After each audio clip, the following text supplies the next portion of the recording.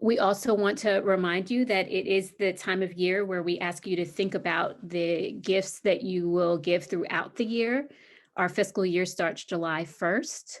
And we are requesting that during this month, you decide what you will pledge so that we can budget appropriately for our various ministries.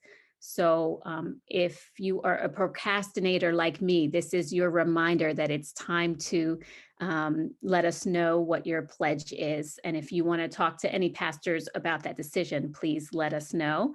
And there's information in the chat about how to make a pledge.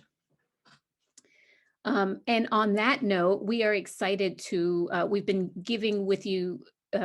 sharing with you the perspective of different congregants about how they look at giving, so that as you think about our giving campaign, you can have their perspective fresh in your mind. So we're excited at this time to invite Jack and Joe Vandenberg to talk to us a little bit about giving.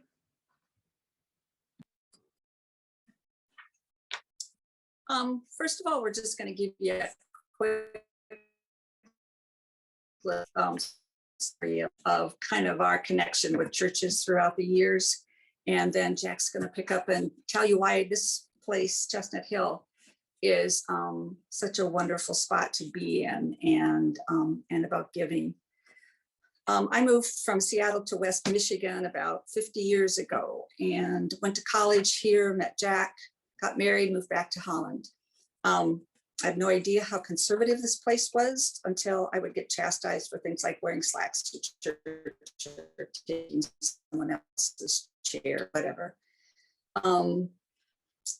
And we kind of muddled through for many years, attending churches that marginally met, where we had developed good friendships. And we were always good stewards in those churches at that point, and felt giving was very important. We still do. Eli and Betsy back then came out as gay and eventually as trans. And we searched for a church that would accept Eli.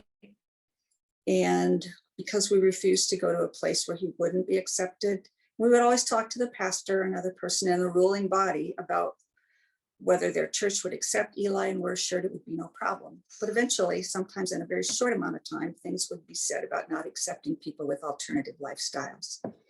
We would talk to the pastor and state that we were leaving the church and why. There was a long period of time where we didn't attend church at all. Eventually, we started our own church in a nearby town with a group of like-minded people. And that worked well until COVID. And so Jack's going to pick up at this point and tell you how blessed we feel to be able to be stewards and part of your church. Sometime shortly before COVID hit, Eli called us and said, I found a church.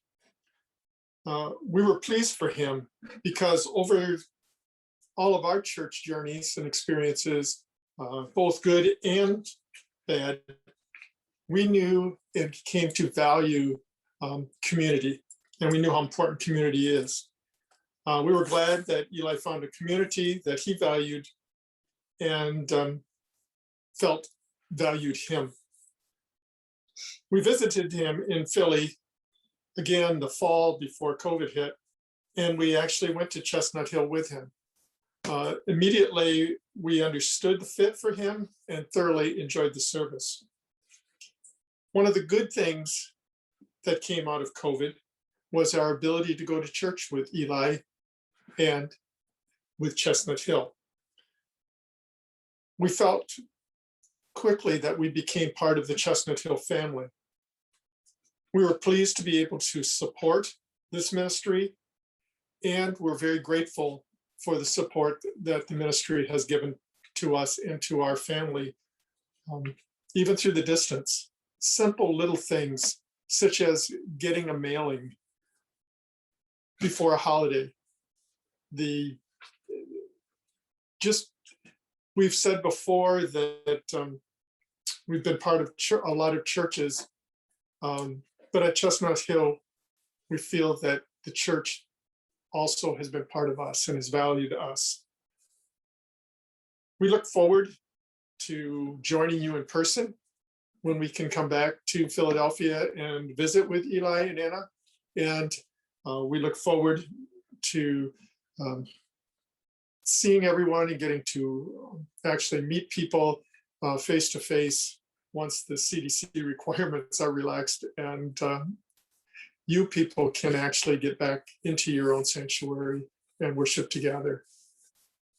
But we feel supported, and we are happy and pleased that we are able to also help in supporting your ministry.